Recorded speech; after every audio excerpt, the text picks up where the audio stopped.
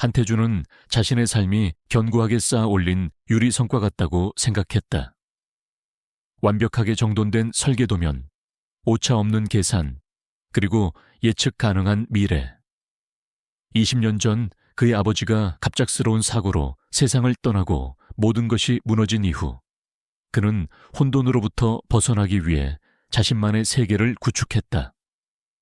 매일 아침 유감시에 일어나고 정확히 8시 30분에 사무실에 도착하며 밤 11시가 되면 모든 작업을 멈추는 규칙적인 삶. 그의 세계는 불안정했던 어린 시절의 상처를 가리는 견고한 방패였다. 그날 밤도 다르지 않았다. 태준은 신성그룹의 대형 복합단지 프로젝트 최종 설계안을 검토하고 있었다. 늦은 밤 사무실은 정적에 잠겨 있었고 오직 그의 펜이 종이를 스치는 소리만이 들려왔다. 그때 그의 스마트폰이 진동했다. 낯선 번호였다. 보통 이런 스팸 메시지는 무시하는 게 습관이었지만 왠지 모를 이끌림에 화면을 켰다. 내 정체 다 알고 있어. 무심한 듯 짧은 문장이었다. 하지만 태준의 심장은 순간적으로 쿵 하고 떨어졌다. 내 정체라는 세 글자가 그의 가슴을 꿰뚫는 칼날처럼 날카로웠다. 그는 잠시 숨을 멈췄다. 그의 정체. 남들에게는 성공한 젊은 건축가, 신성그룹 강민혁 상무의 각별한 조카. 하지만 그 자신에게는 20년 전의 비극적인 사고로 아버지를 잃은 고아. 그 어느 쪽도 완전한 자신이라고 느껴본 적은 없었다. 혼란스러운 마음을 다잡고 그는 번호를 확인했다. 그리고 그의 세계는 산산조각났다. 발신자 정보에는 낯설지만 익숙한 이름 세 글자가 적혀 있었다. 한기훈. 그것은 20년 전 공식적으로는 사망 처리된 그의 아버지 이름이었다. 태준은 자리에 얼어붙었다. 20년간 닫아두었던 과거의 문이 갑자기 활짝 열리는 듯한 충격에 몸서리쳤다. 그의 아버지는 분명 죽었다. 사고 현장에서 시신을 확인했고 장례식도 치렀다. 그런데 어떻게? 누가? 왜? 머릿속이 수많은 의문으로 가득 찼다. 그는 곧바로 번호로 다시 전화를 걸었지만 없는 번호입니다 라는 차가운 음성만이 돌아왔다. 그의 규칙적이고 완벽했던 세계에 균열이 가기 시작했다. 그날 밤 이후 태준은 잠을 이룰 수 없었다. 설계 도면을 보아도 그의 눈에는 아버지의 이름만이 아른거렸다. 그는 다음 날부터 주변을 맴도는 수상한 시선을 느꼈다. 마치 누군가 그를 지켜보고 있는 듯한 섬뜩한 기분이었다. 그의 삶에 드리워진 짙은 그림자. 그것은 단순한 망상이 아니었다. 회사 근처 카페에서 커피를 마시던 오후, 태준은 우연히 창밖을 응시했다. 시야에 들어온 것은 순백색의 탐스러운 털을 가진 거대한 사모예드 한 마리였다. 녀석은 카페 유리창 너머로 태준을 뚫어져라 쳐다보고 있었다. 그저 예쁜 강아지라고 생각했지만 녀석의 시선은 묘하게 집요했다. 눈을 깜빡이자 사모예드는 고개를 갸웃하며 미소 짓는 듯한 표정을 지었다. 그 모습이 어쩐지 낯설지 않았다. 어린 시절의 기억 속 흐릿한 사진 한 장에 담겨있던 낡은 집 마당의 풍경. 그곳에 그의 아버지와 함께 웃고 있던 털복숭이 흰 강아지가 있었다. 태준은 잊고 지냈던 기억의 조각을 발견한 듯 혼란스러워졌다. 그는 커피를 그대로 둔 채 밖으로 나갔다. 사모예드는 태준을 발견하고 꼬리를 크게 흔들며 방했다. 그는 녀석의 털을 조심스럽게 쓰다듬었다. 털의 감촉은 부드러웠고 녀석의 따뜻한 천이 손바닥을 통해 전해졌다. 그때 태준의 머릿속에 섬광처럼 한 장면이 스쳐 지나갔다. 어린 시절, 그가 낡은 나무집 앞에서 하얀 강아지와 뛰어놀던 모습. 그때 강아지도 이렇게 부드러운 털을 가지고 있었다. 그 기억은 너무나 희미해서 꿈인지 현실인지 구분이 되지 않았다. 여디서 얹어야네요. 태준의 말에 녀석은 마치 알아들은 듯 컹 하고 짧게 짖으며 그의 다리에 머리를 비볐다. 그는 녀석의 목걸이를 찾아보았지만 아무것도 없었다. 유기견인가 싶어 마음이 아파졌다. 그는 녀석을 그냥 두고 갈 수 없었다. 그는 녀석을 데리고 동물병원으로 향했다. 다행히 건강에는 이상이 없었고 녀석의 귀에는 작은 마이크로 칩이 박혀 있었다. 하지만 칩에 담긴 정보는 단 하나. 다리라는 이름뿐이었다. 다리. 태준은 그 이름을 듣는 순간 또다시 잊고 지냈던 기억의 파편을 떠올렸다. 밤하늘의 둥근 달을 보며 아버지에게 다리라는 이름을 가진 강아지를 키우고 싶다고 졸랐던 어린 시절의 자신.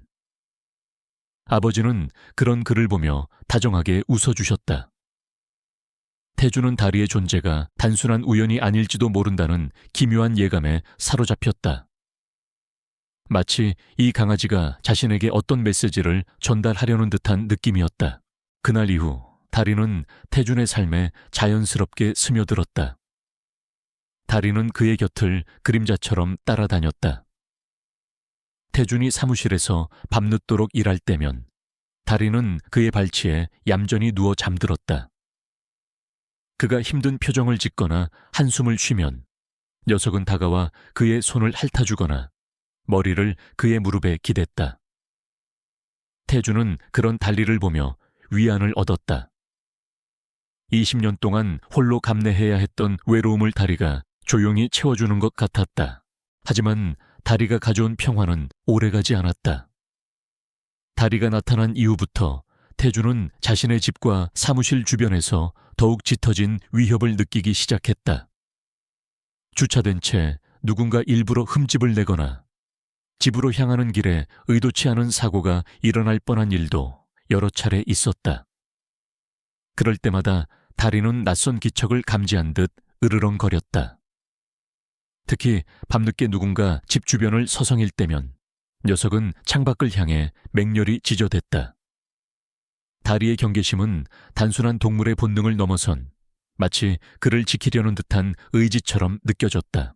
그러던 어느 날 밤 태준은 집으로 향하던 길에 한 남자를 마주쳤다. 짙은 모자를 눌러 쓴 남자는 태준을 보자마자 황급히 고개를 숙이며 지나쳤다. 하지만 다리는 녀석을 향해 맹렬하게 짖으며 남자의 옷자락을 물고 늘어졌다. 남자는 당황한 표정으로 다리를 뿌리치고 도망쳤다. 태준은 다리를 진정시키려 애썼지만 녀석의 눈은 분노로 가득 차 있었다. 마치 남자의 정체를 알고 있는 듯했다. 다음 날 아침 태준은 자신의 차 앞에 놓여있는 작은 상자를 발견했다. 안에는 낡은 만년필 한 자루가 들어있었다. 그는 만년필을 보는 순간 온몸의 피가 차갑게 식는 것을 느꼈다.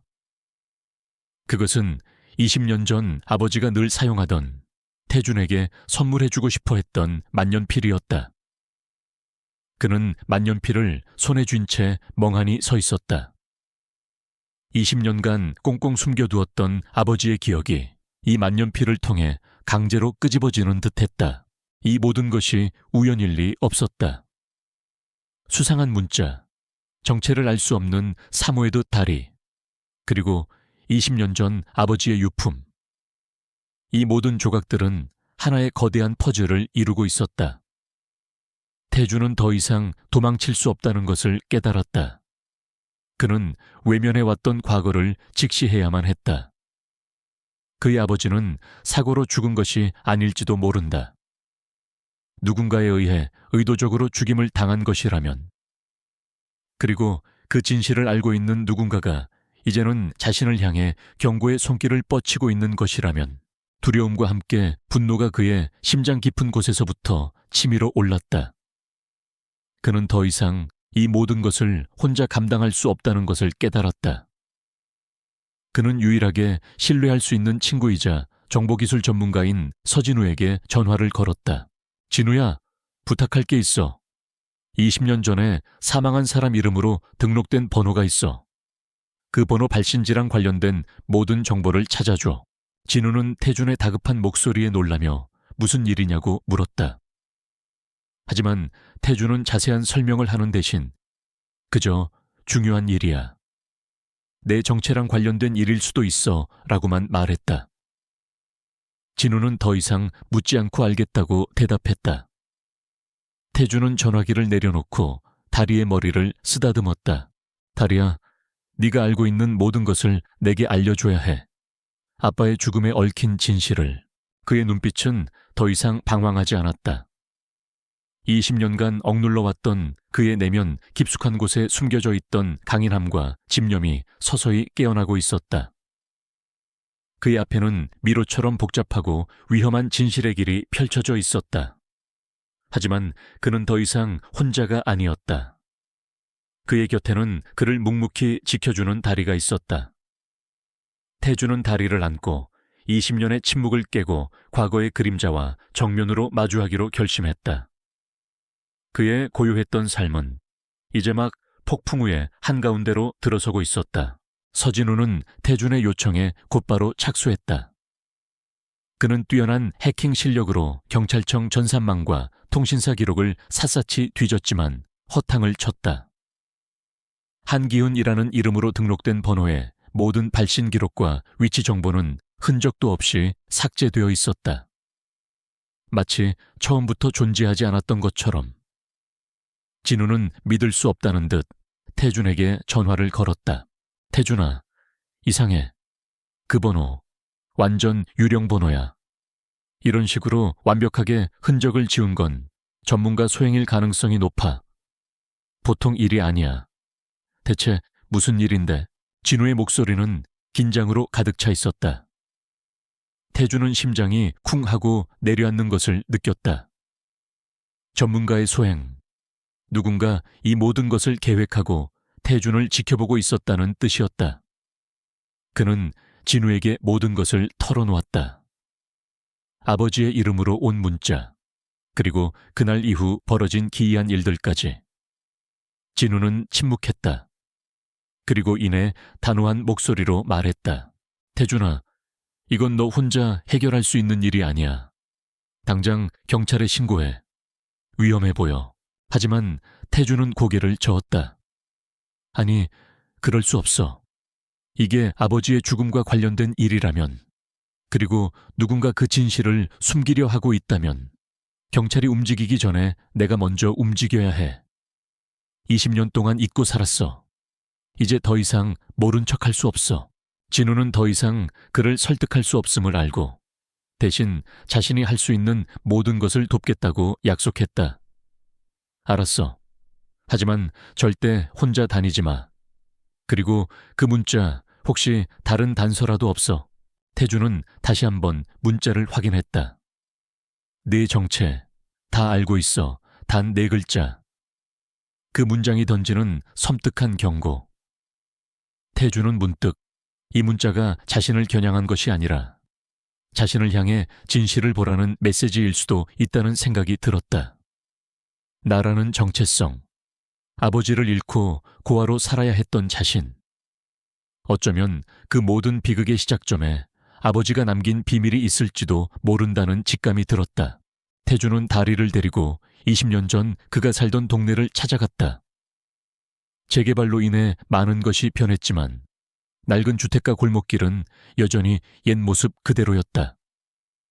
태준은 어린 시절의 기억을 더듬으며 낡은 집을 찾아 헤맸다. 그때 다리가 멈춰서서 한 집을 향해 꼬리를 흔들었다. 허름한 대문에는 녹슨 문패가 달려 있었고 그 옆에는 작은 우체통이 있었다. 태준의 기억 속의 집이 맞았다. 태준은 조심스럽게 대문으로 다가섰다. 그때 안에서 인기척이 느껴졌다. 백발의 할머니가 낡은 문을 열고 나오셨다. 할머니는 태준을 보자마자 눈을 크게 뜨셨다. 아이고, 우리 태준이 아니니. 한기훈 씨 아들 태준이 맞지? 태준은 놀라움과 반가움에 눈물이 핑 돌았다. 20년이 지났지만 할머니는 그를 한눈에 알아보셨다. 할머니는 태준의 손을 잡고 따뜻하게 맞아주셨다. 태주는 할머니에게 지난 20년간의 이야기를 털어놓았다. 그리고 조심스럽게 아버지의 사고에 대해 물었다. 할머니, 아빠 사고 정말 단순한 사고였을까요? 혹시 이상한 점은 없었는지? 할머니는 태준의 질문에 잠시 침묵하셨다. 그리고는 한숨을 내쉬며 조심스럽게 입을 여셨다. 사실 그때 이상한 소문이 돌았었어. 기훈 씨가 사고 나기 며칠 전부터 얼굴이 안 좋았어. 밤늦게까지 누군가와 싸우는 소리도 들렸었고, 그때마다 큰 개 한 마리가 짖는 소리도 났지. 그리고 사고 당일 기훈 씨가 갑자기 집을 나섰는데 평소 같지 않게 굉장히 다급해 보였어. 뭘 쫓아가는 것 같기도 했고, 태주는 할머니의 말에 귀를 기울였다. 큰 개 한 마리요? 그의 시선이 옆에 있는 다리를 향했다. 다리는 할머니를 향해 꼬리를 흔들며 애교를 부리고 있었다. 할머니는 다리를 보더니 아이고, 이 녀석. 그때 기훈 씨가 키우던 그 개랑 어쩜 이렇게 똑같이 생겼을까? 그 개 이름이 다리였나? 태주는 충격에 휩싸였다. 20년 전 아버지가 키우던 개. 그 개의 이름이 다리였다는 사실. 다리는 단순한 유기견이 아니었다. 어쩌면 아버지와 관련된 중요한 열쇠를 쥐고 있는 존재일지도 모른다는 확신이 들었다. 할머니는 이어서 조심스럽게 말했다. 그리고 기훈 씨가 죽기 전에 나한테 뭘 하나 맡겼었어. 혹시라도 무슨 일이 생기면 태준이에게 꼭 전해달라고 하면서. 하지만 사고가 나고 나서 강민혁 씨가 찾아와서는 자기가 다 알아서 처리하겠다고 하면서 그 물건을 가져갔어. 그게 뭔지는 모르겠지만 기훈 씨가 마지막으로 남긴 거였을 텐데 태준의 머릿속은 복잡해졌다. 강민혁 상무. 그가 아버지의 유품을 가져갔다. 왜? 태준은 자신의 곁을 지켜주던 은인이 사실은 아버지의 죽음과 관련이 있을지도 모른다는 생각에 몸이 떨려왔다. 그는 할머니에게 감사 인사를 하고 집을 나섰다. 밖으로 나온 태준은 복잡한 심경을 억누르며 낡은 집 마당을 서성였다. 다리는 그를 이끌 듯 낡은 창고 쪽으로 향했다. 창고의 문은 녹슨 쇠사슬로 굳게 잠겨 있었다. 다리는 창고 문 앞에서 낑낑거리며 짖었다. 태준은 다리의 행동이 예사롭지 않음을 느끼고 주변을 둘러보았다. 그때 창고 벽 아래쪽 덩굴에 가려져 있던 낡은 나무 상자 하나가 눈에 들어왔다. 태준은 조심스럽게 덩굴을 걷어냈다. 나무 상자 위에는 흙먼지가 수북이 쌓여 있었다. 그는 상자를 열었다. 안에는 20년의 세월을 고스란히 담고 있는 빛바랜 종이 뭉치들이 들어있었다. 아버지의 설계 도면과 낡은 일기장이었다. 그는 떨리는 손으로 일기장을 펼쳤다. 아버지의 필체가 그대로 남아있었다. 1995년 5월 12일, 민혁이가 드디어 내 프로젝트에 투자를 하겠다고 했다. 내 오랜 친구이자 동반자. 드디어 꿈을 이룰 수 있게 되었다. 그를 믿는다. 일기장은 아버지와 강민혁 상무가 얼마나 가까운 사이였는지를 보여주었다. 다음 페이지에는 우리는 서로의 꿈을 위해 함께 나아갈 것이다 라는 글이 적혀 있었다. 하지만 몇 장을 넘기자 아버지의 필체는 점점 더 불안정해지고 있었다. 1995년 10월 2일, 민혁이가 변한 것 같다. 내 설계안에 대해 자꾸 딴지를 걸고 이상한 수정사항을 요구한다. 뭔가 숨기고 있는 것 같은 불길한 느낌이 든다. 설마 친구를 믿지 못하는 내가 한심하다. 1995년 11월 15일. 오늘 민혁이와 크게 다투었다. 내 설계안을 몰래 빼돌려 다른 투자자들과 접촉하고 있었다는 것을 알게 되었다. 그는 나를 배신했다. 20년간의 우정이 한순간에 무너졌다. 그는 내게 이 사실을 누구에게도 말하지 말라고 협박했다. 태준이를 위해서라도 내가 이대로 주저앉을 수는 없다. 하지만 어떻게 해야 할까? 1995년 11월 20일 나는 민혁이의 비리를 고발할 증거를 찾아냈다. 곧바로 경찰에 신고할 것이다. 진실은 반드시 밝혀져야 한다. 비록 그 길이 험난할지라도 내 아들 태준이에게 부끄럽지 않은 아버지가 되고 싶다. 마지막 페이지에는 날짜와 글이 찢어져 있었다. 그리고 일기장의 마지막에는 의미심장한 글귀가 적혀 있었다. 내 정체 다 알고 있어. 태준은 온몸의 피가 차갑게 식는 것을 느꼈다. 그 문자는 그가 받은 문자와 똑같았다. 아버지가 마지막으로 남긴 말. 그것은 강민혁 상무를 향한 경고였던 것이다. 태준은 일기장을 든 채 무너져 내렸다. 아버지를 죽음으로 내몬 원수가 지난 20년간 자신을 보살펴준 은인이었다니. 그의 눈앞에 펼쳐진 진실은 너무나 잔인하고 고통스러웠다. 다리는 그런 태준의 곁에 조용히 다가와 그의 얼굴을 핥았다. 태준은 다리를 꽉 끌어안았다. 이 모든 것을 지켜본 증인이 바로 다리였다. 아버지의 마지막 순간을 함께한 증인. 태준은 다리의 눈을 들여다보았다. 녀석의 눈빛은 슬픔과 분노로 가득 차 있었다. 마치 아버지의 고통을 기억하고 있는 것처럼 태준은 이 모든 진실을 밝혀내기로 결심했다. 아버지의 설계안, 그리고 일기장. 이 두 가지가 바로 강민혁의 죄를 증명할 수 있는 결정적인 단서였다. 태준은 다리를 데리고 집으로 돌아왔다. 그의 심장은 복수심과 함께 20년간 짓눌려왔던 아버지에 대한 그리움으로 뜨거워지고 있었다. 그는 더 이상 과거에 갇힌 채 살 수 없었다. 이제 그의 앞에는 아버지의 억울함을 풀고 진실을 밝혀야 할 숙명이 놓여 있었다. 한태준은 아버지의 일기장과 설계 도면을 밤새도록 읽고 또 읽었다. 그가 20년간 믿어왔던 은인 강민혁이 사실은 아버지의 꿈을 짓밟고 그의 죽음까지도 방관했을지도 모른다는 잔혹한 진실은 그의 내면을 산산조각냈다. 그는 지난 세월 동안 강민혁의 그림자 속에서 자신이 얼마나 철저히 속아왔는지를 깨달았다.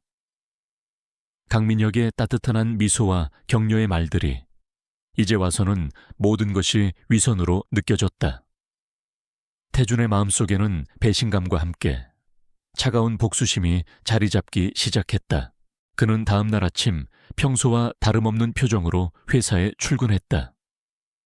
하지만 그의 눈빛은 이전과는 달랐다. 깊은 분노와 함께 진실을 파헤치려는 강한 의지가 담겨 있었다.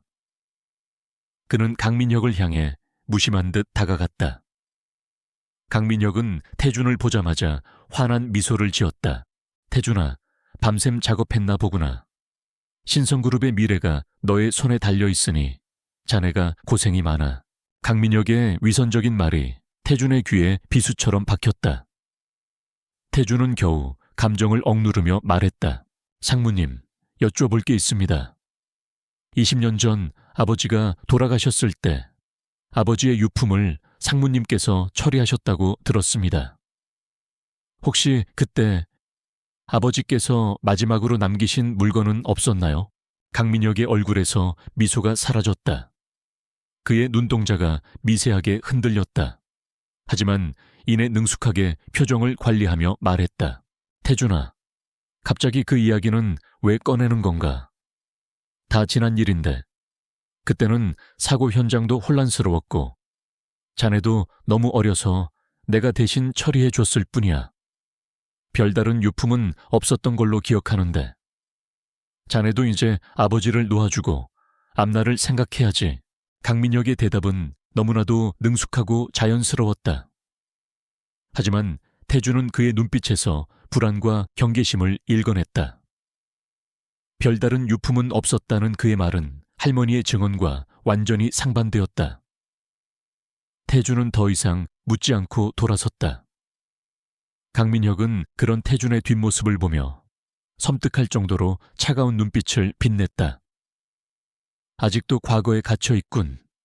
이젠 내가 직접 나서야겠어. 태주는 사무실로 돌아와 프로젝트 설계 도면을 펼쳤다.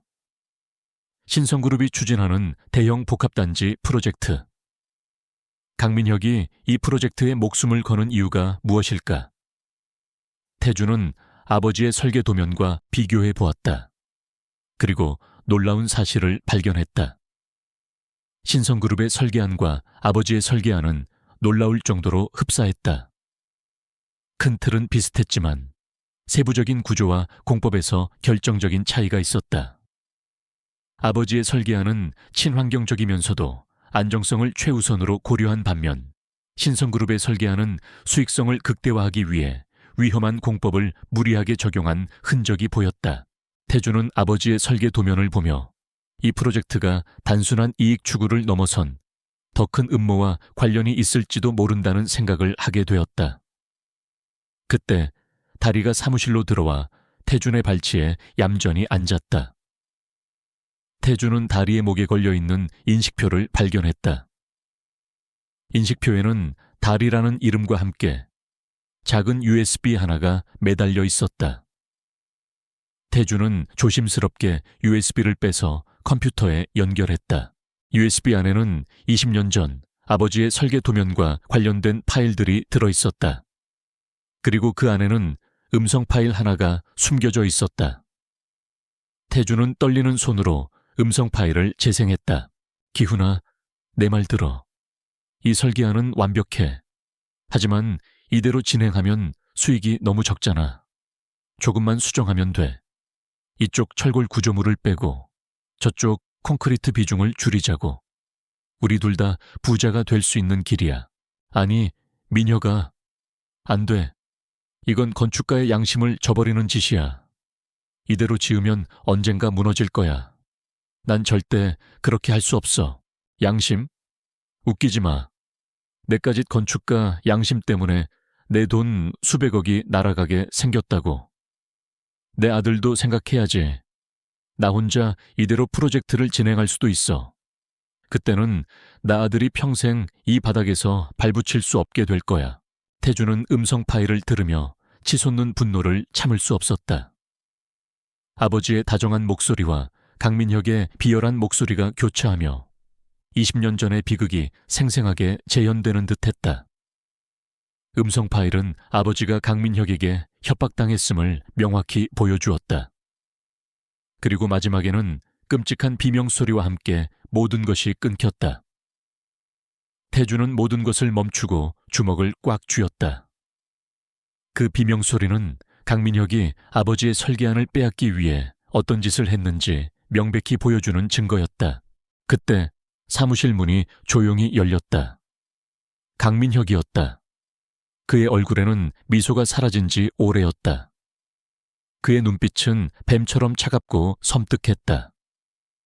태준은 직감적으로 그가 모든 것을 알고 있음을 느꼈다. 태준아, 이제 다 알았나 보구나. 네 아버지의 설계안, 그리고 그 안에 숨겨진 진실까지. 강민혁은 태준의 책상 위에 놓인 USB를 발견하고는 섬뜩한 미소를 지으며 말했다. 그 낡은 유품에 아직도 그런 게 남아있을 줄이야. 하지만 소용없어.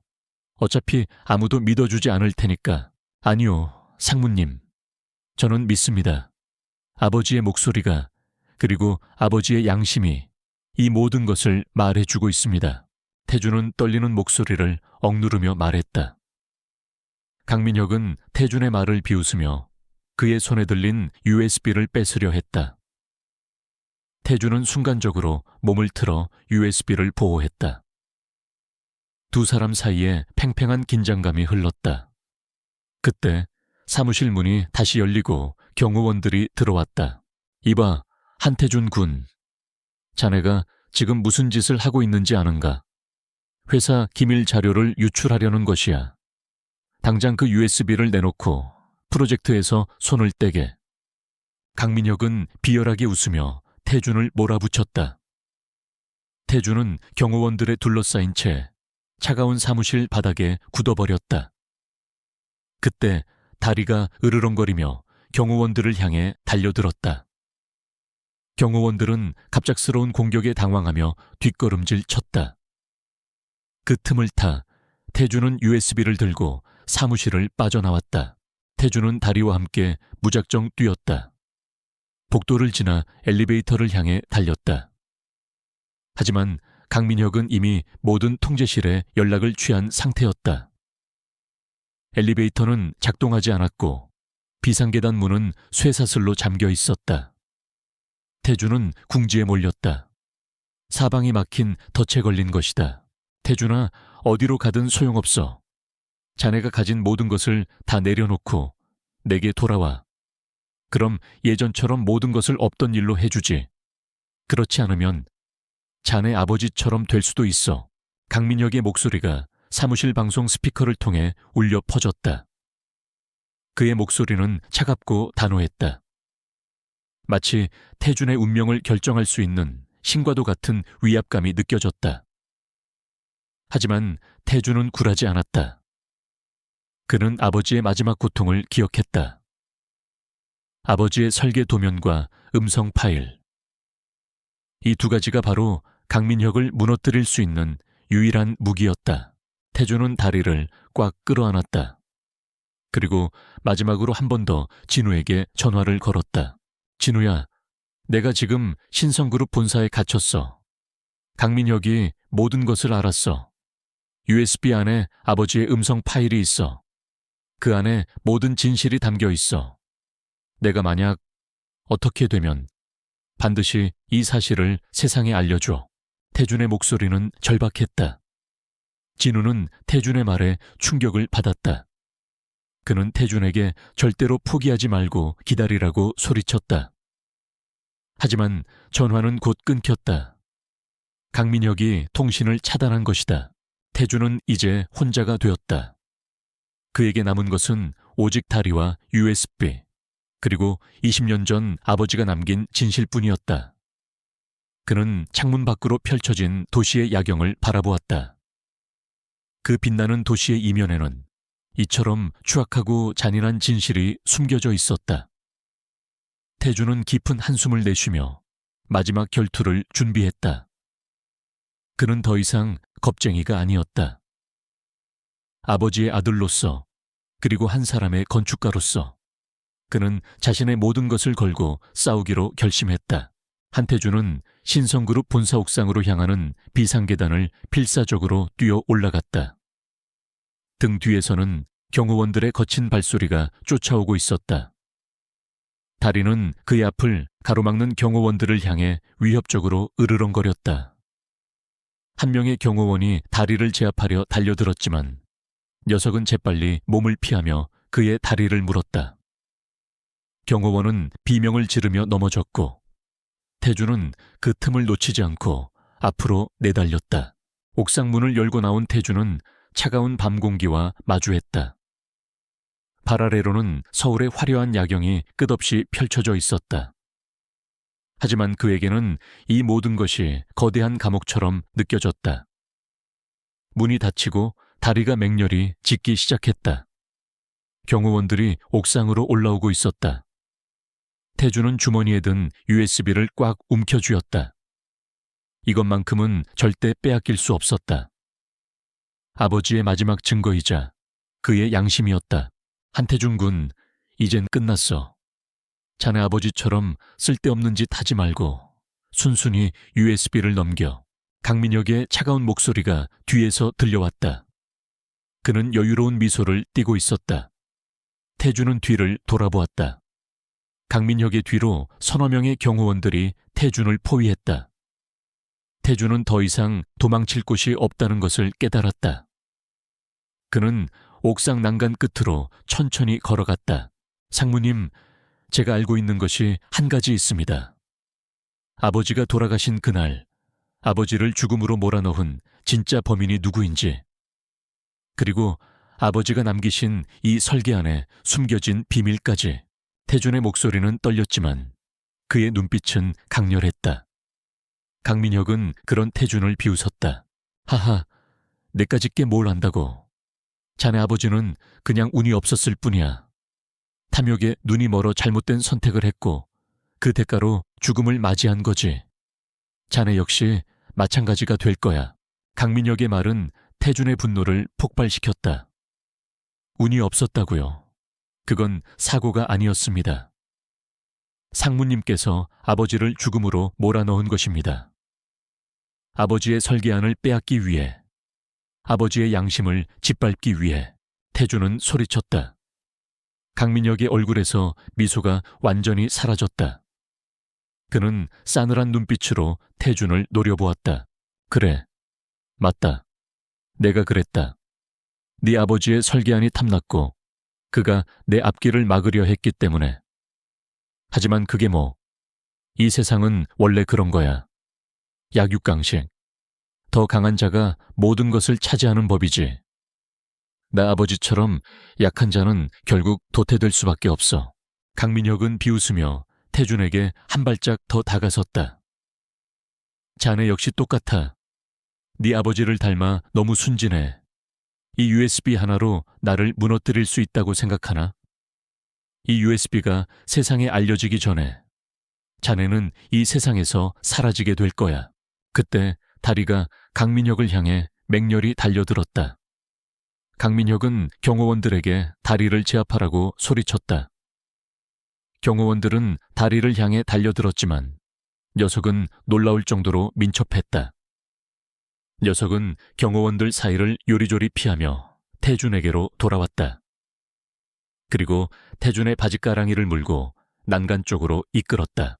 달리야, 안 돼, 위험해. 태준은 다리를 말리려 했지만 녀석은 태준을 계속해서 난간 쪽으로 밀어붙였다. 그 순간 태준의 머릿속에 섬광처럼 한 장면이 스쳐 지나갔다. 20년 전 그의 아버지가 집 앞 창고에서 설계 도면을 숨기던 모습, 그리고 그 옆에는 젖은 털을 가진 어린 강아지 한 마리가 있었다. 그 강아지는 아버지의 손을 핥고 있었고 아버지의 목소리가 들려왔다. 다리야, 만약 무슨 일이 생기면 이 설계 도면을 지켜야 해. 이게 바로 아빠의 마지막 희망이야. 그리고 언젠가 우리 태준이가 이 모든 진실을 알게 될 거야. 태준은 모든 것을 깨달았다.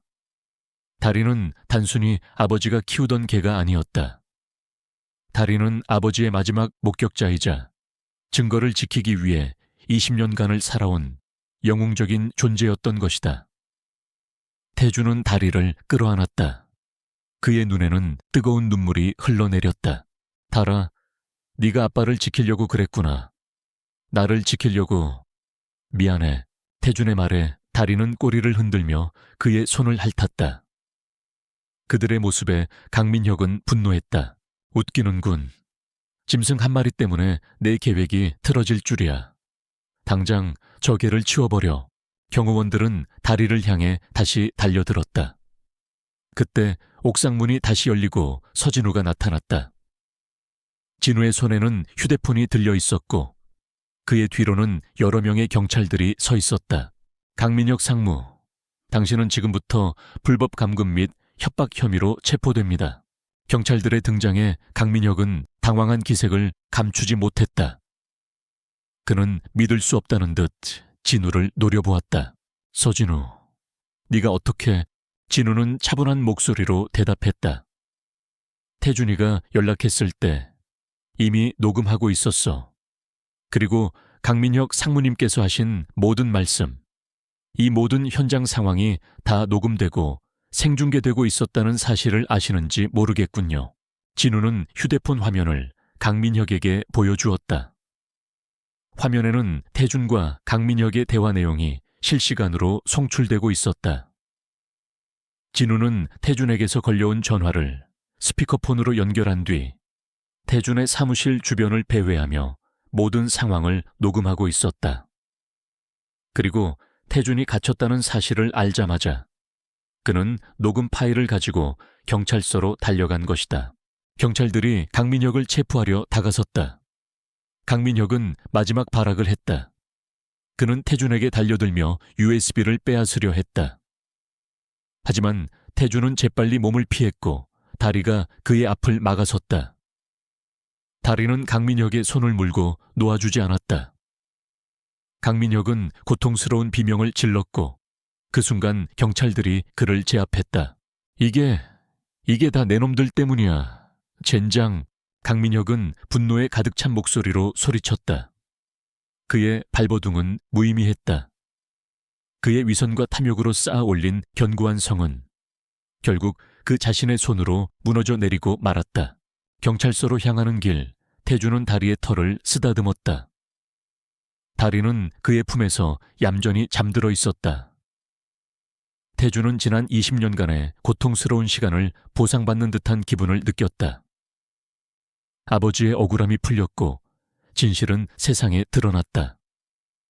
그의 곁에는 그를 위해 모든 것을 희생한 다리와 믿음직한 친구 진우가 있었다. 태주는 20년 전의 낡은 기억 속에서 벗어나 이제 새로운 삶을 시작할 수 있게 되었다. 그의 삶은 더 이상 불안정한 유리성이 아니었다.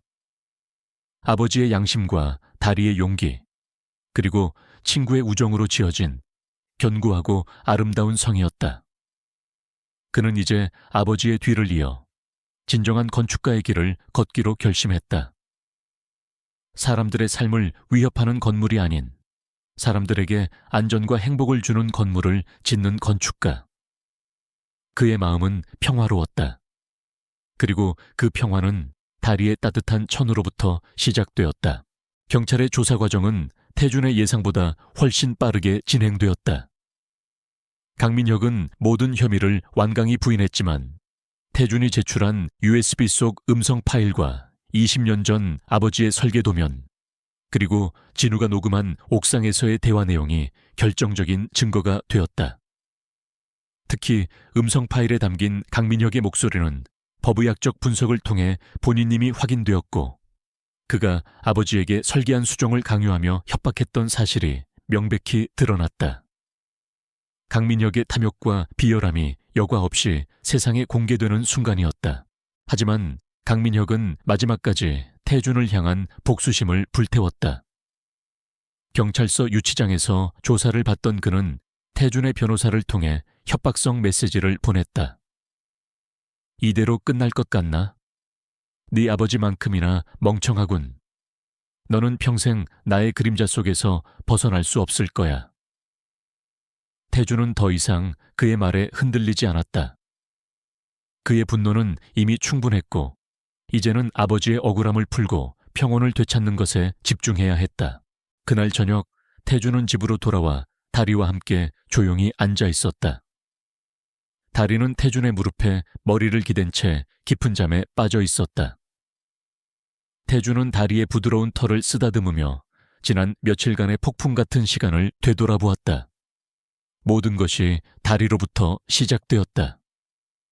녀석이 아니었다면 그는 아직도 진실을 모른 채 강민혁의 거짓된 보살핌 속에서 살았을 것이다.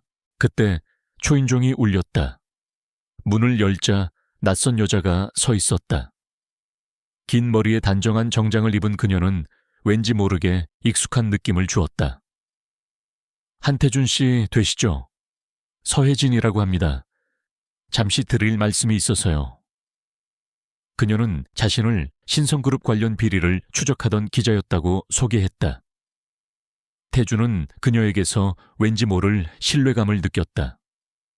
그는 혜진을 집 안으로 들였다. 혜진은 태준에게 노트북을 열어 보이며 말했다.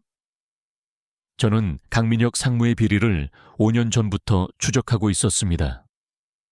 하지만 그때마다 신성그룹의 압력과 언론의 통제로 번번이 좌절되었죠.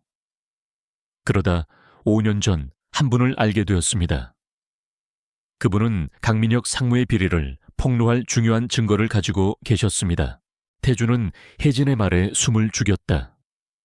그분이 누구였나요? 혜진은 태준의 눈을 똑바로 바라보며 말했다. 그분은 바로 강민혁 상무의 전 운전기사였습니다. 그분은 강민혁 상무의 지시로 태준 씨의 아버지 한기훈 건축가님의 사고 현장을 처리했었습니다. 태준은 충격에 휩싸였다. 아버지의 사고 현장. 혜진은 계속해서 말을 이어갔다. 운전기사님은 양심의 가책을 느끼고 저에게 모든 것을 털어놓으려 했습니다. 한 건축가님의 사고가 단순한 사고가 아니었음을 증명할 중요한 증거도 가지고 계셨죠. 그 증거는 한 건축가님의 유품 속에 숨겨져 있었다고 하셨습니다. 태주는 순간적으로 다리의 목에 걸려있던 USB를 떠올렸다. 그것이 바로 운전기사가 말한 증거였을까? 혜진은 고개를 끄덕였다. 네, 맞습니다. 운전기사님은 그 증거를 한 건축가님의 반려견인 다리의 목걸이에 숨겨놓으셨습니다. 강민혁 상무가 눈치채지 못하도록요. 태주는 모든 퍼즐 조각이 맞춰지는 것을 느꼈다. 다리가 왜 그의 곁을 떠나지 않았는지, 왜 그토록 그를 보호하려 했는지. 다리는 단순히 아버지의 반려견이 아니었다. 아버지의 마지막 유산을 지키기 위해, 그리고 태준을 보호하기 위해 20년간을 홀로 살아온 진정한 영웅이었다. 혜진은 조심스럽게 말을 이었다. 하지만 운전기사님은 강민혁 상무에게 발각되었습니다. 강민혁 상무는 운전기사님을 살해하고 모든 증거를 없애려고 했습니다. 하지만 운전기사님은 마지막 순간 저에게 모든 것을 털어놓았습니다. 그리고 다리를 찾아 태준 씨에게 보내라고 하셨죠. 다리는 운전기사님의 마지막 희망이었습니다. 강민혁 상무의 죄를 세상에 폭로할 유일한 열쇠였죠. 태준은 눈물이 핑 돌았다. 다리는 운전기사의 희생과 함께 아버지의 억울함을 풀기 위해 태준에게 온 것이었다. 태준은 다리를 꽉 끌어안았다. 녀석의 따뜻한 천이 그의 마음을 위로했다. 혜진은 그런 태준을 보며 조용히 말했다. 저도 그때는 다리가 어떤 존재인지 몰랐습니다.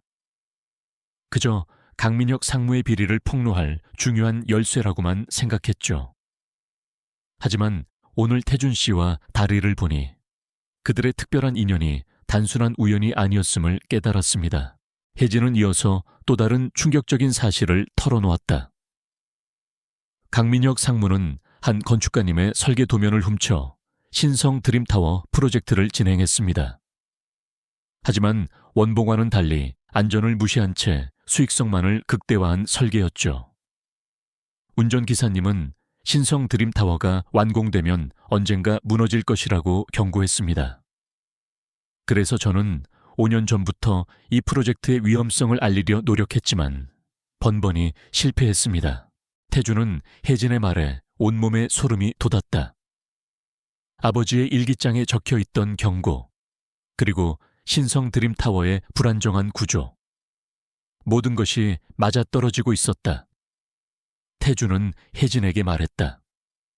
이 프로젝트, 제가 바로잡겠습니다. 아버지의 설계 도면을 토대로 안전하고 올바른 건물을 짓겠습니다. 혜진은 태준의 눈빛에서 강한 의지를 보았다. 저도 돕겠습니다. 강민혁 상무의 죄를 세상에 완벽하게 밝히고 신성 드림타워 프로젝트의 위험성도 함께 알려야 합니다. 그날 밤 태준과 혜진은 밤새도록 강민혁의 비리를 폭로할 기획기사를 작성했다. 그리고 다음 날 아침 태준은 다리를 데리고 신성그룹으로 향했다. 이미 강민혁은 체포되었지만 신성그룹의 임원들은 여전히 강민혁의 편에 서서 태준을 압박하려 했다. 하지만 태준은 혜진과 함께 작성한 기사를 들고 그들 앞에 섰다. 강민혁 상무의 죄는 단순한 횡령과 배임이 아닙니다. 제 아버지의 설계안을 훔치고 그로 인해 아버지를 죽음으로 내몰았습니다. 그리고 그 설계안을 토대로 지어진 신성 드림타워는 언제 무너질지 모르는 위험한 건물입니다. 이 모든 진실을 세상에 폭로할 것입니다.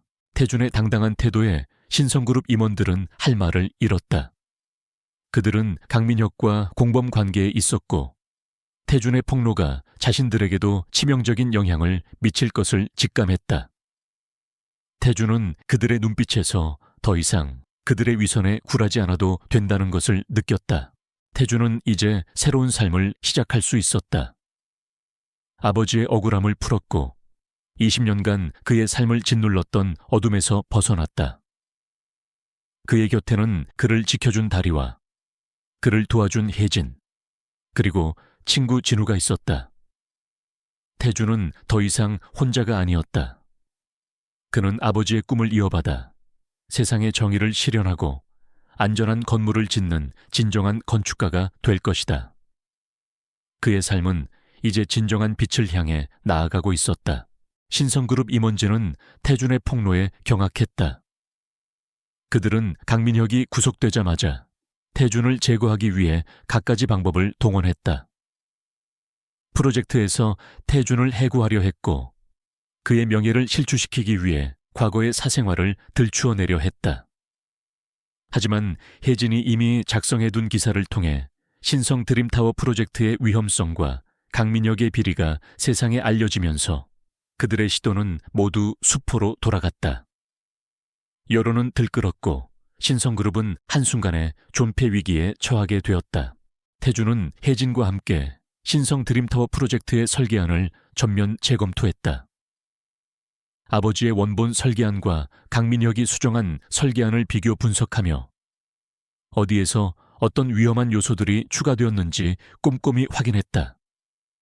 아버지의 설계는 친환경적이고 안전성을 최우선으로 고려한 명작이었지만 강민혁의 설계는 원가 절감과 수익 극대화만을 위해 위험한 편법을 동원한 말 그대로 살인 설계나 다름없었다.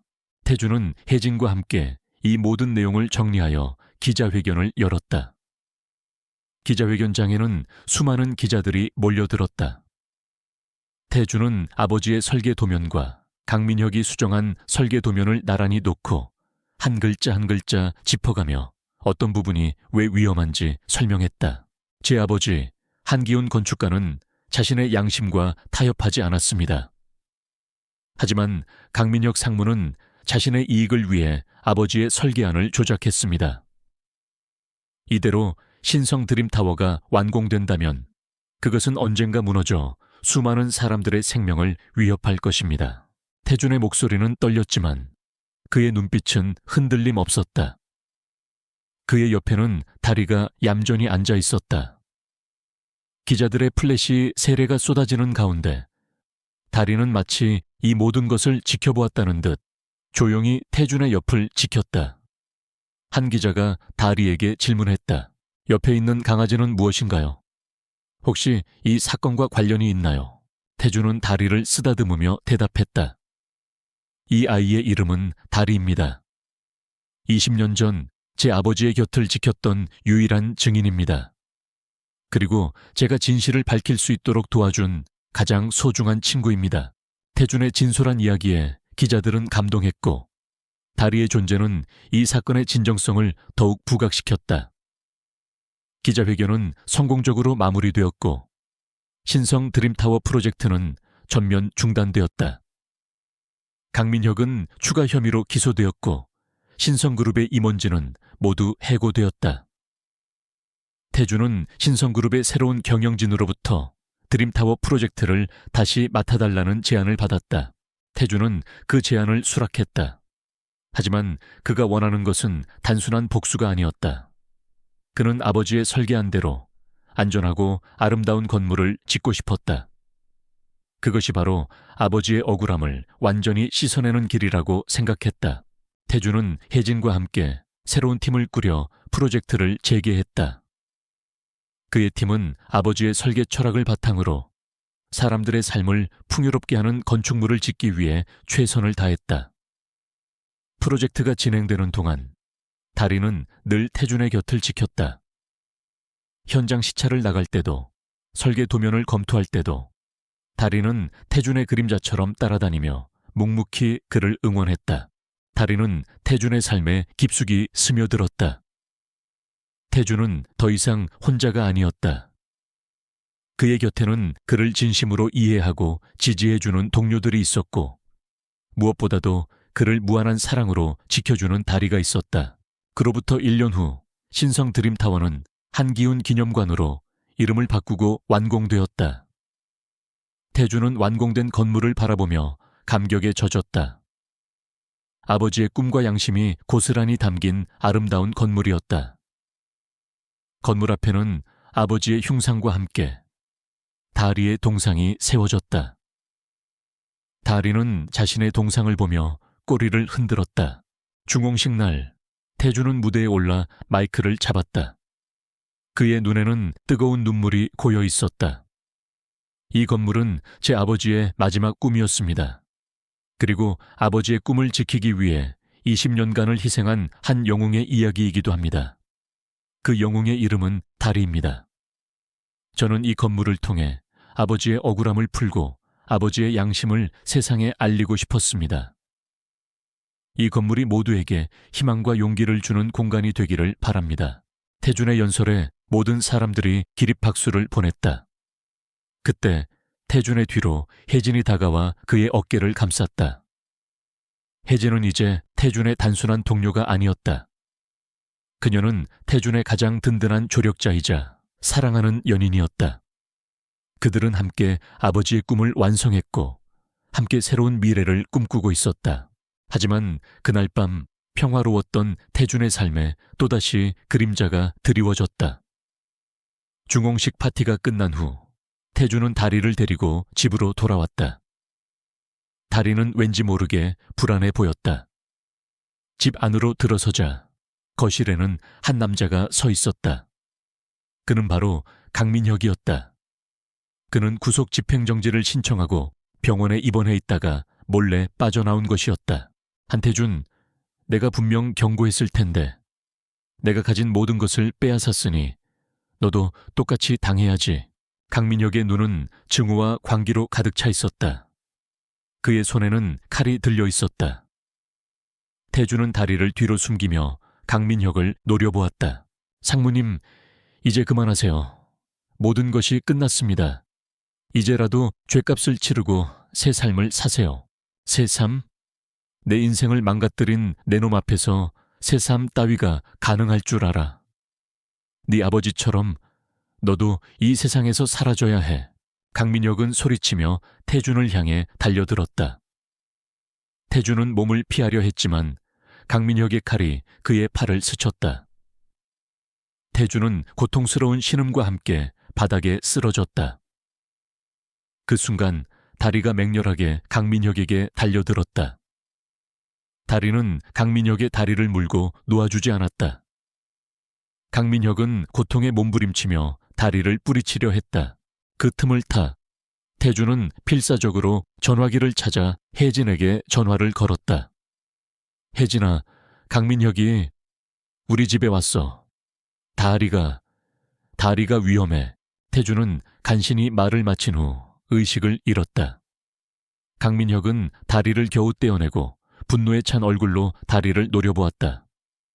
내 놈 때문에 내 인생이 망가졌어.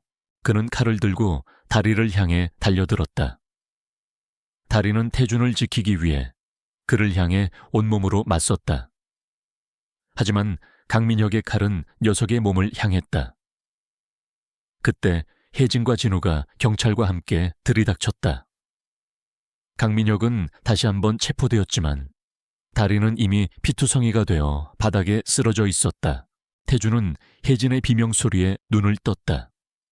그의 눈에 들어온 것은 피를 흘리며 쓰러져 있는 다리의 모습이었다. 태준은 다리를 끌어안고 오열했다. 다리야, 달아, 안 돼. 하지만 다리는 이미 눈을 감고 있었다. 20년간 태준을 지키기 위해, 그리고 아버지의 양심을 지키기 위해 살아온 영웅의 마지막 순간이었다. 한태준은 다리를 품에 안고 오열했다. 혜진과 진우는 그의 옆에서 함께 눈물을 흘렸다. 강민혁은 경찰들에게 끌려가면서도 꼴 좋다. 내 놈도 나처럼 혼자가 될 거야 라고 소리쳤다. 그의 악랄한 외침은 태준의 귀에 들어오지 않았다. 그의 세상은 다리의 차가운 몸과 함께 멈춰버린 듯했다. 20년간 닫혀있던 마음의 문을 열어준 유일한 존재, 그에게 아버지의 사랑을 다시 일깨워준 소중한 친구가 이제 더 이상 그의 곁에 없었다. 태준은 다리를 묻어주었다. 한기훈 기념관 앞 아버지의 동상 옆에 두 동상 사이에 다리의 동상이 세워질 예정이었다. 태주는 다리의 작은 무덤을 바라보며 말했다. 다리야, 미안해. 내가 너무 늦었지. 내가 너를 지켜줬어야 했는데. 너는 20년 동안 아버지를 지키고 나를 지키고 결국 마지막까지 나를 위해 희생했구나. 이제는 편히 쉬렴. 그의 목소리는 슬픔에 잠겨 있었다. 혜진은 그런 태준의 곁에 조용히 다가와 손을 잡았다. 태준 씨, 다리는 태준 씨를 위해 희생한 것이 아니에요. 다리는 태준 씨를 지키고 싶었던 거예요. 마지막 순간까지 태준 씨를 사랑했으니까요. 혜진의 위로에도 태준의 슬픔은 쉽게 가라앉지 않았다. 그는 며칠 동안 식음료를 전폐하고 방 안에 틀어박혔다. 진우는 태준을 찾아와 그의 손을 잡았다. 태준아, 다리는 너를 혼자 두지 않았을 거야. 마지막까지 너를 지키려고 했어. 너는 이제 다리와 아버지의 꿈을 완성해야 해. 그것이 바로 다리의 희생에 보답하는 길이야. 진우의 말에 태준은 정신을 차렸다. 맞았다. 그는 혼자가 아니었다. 그의 곁에는 혜진과 진우가 있었고 그의 마음속에는 아버지와 다리가 있었다. 그는 이제 더 이상 슬픔에 잠겨 있을 수 없었다. 그는 아버지의 꿈을 완성하고 다리의 희생이 헛되지 않았음을 증명해야 했다. 태준은 다시 일어섰다. 그는 혜진과 함께 한기훈 기념관 프로젝트를 마무리했다. 그리고 중공식 날, 그는 다시 한번 무대에 섰다. 하지만 이번에는 슬픔의 눈물이 아닌 희망의 눈물을 흘렸다. 저는 20년 동안 아버지의 죽음과 아버지의 부재 속에 갇혀 살았습니다. 하지만 오늘 저는 비로소 아버지의 진정한 모습을 알게 되었습니다. 그리고 아버지의 꿈을 지키기 위해 20년간을 살아온 한 영웅의 이야기도 알게 되었습니다. 태주는 말을 이어가며 다리의 동상을 가리켰다. 다리는 저에게 아버지의 사랑을 다시 가르쳐 주었습니다. 용기와 희생, 그리고 진정한 사랑이 무엇인지를 보여주었습니다.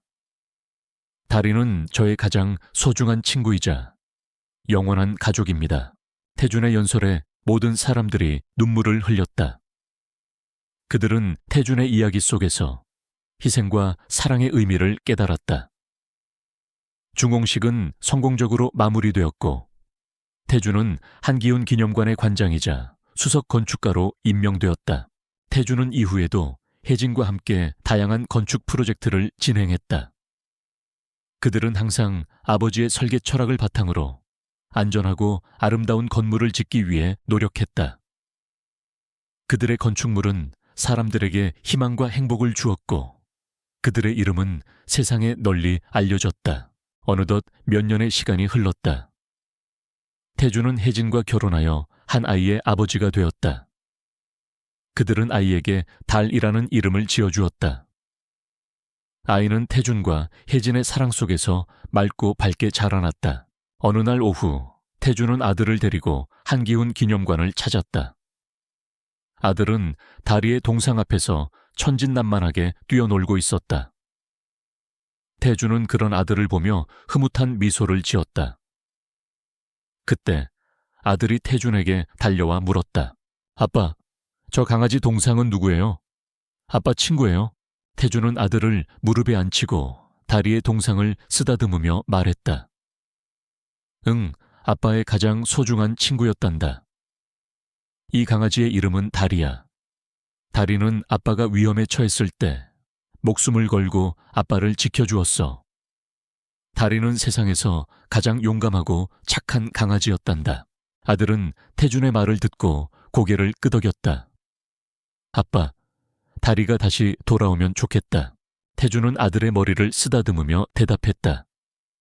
다리는 항상 우리와 함께 있을 거야. 아빠의 마음속에, 그리고 이 건물 속에. 다리는 우리에게 사랑과 용기, 그리고 희망을 남겨주었으니까. 태준은 아들을 안고 다리의 동상을 바라보았다. 동상 속 다리는 여전히 환한 미소를 짓고 있었다. 태준은 더 이상 슬프지 않았다. 그의 마음속에는 다리가 남긴 따뜻한 사랑과 용기가 가득했다. 그의 삶은 더 이상 비극이 아니었다. 아버지의 억울함을 풀고 다리의 희생을 딛고 일어선 아름다운 사랑과 희망의 이야기였다. 그의 삶은 이제 비로소 완벽한 유리성이 되었다. 그의 마음속에 영원히 빛나는 다리와 함께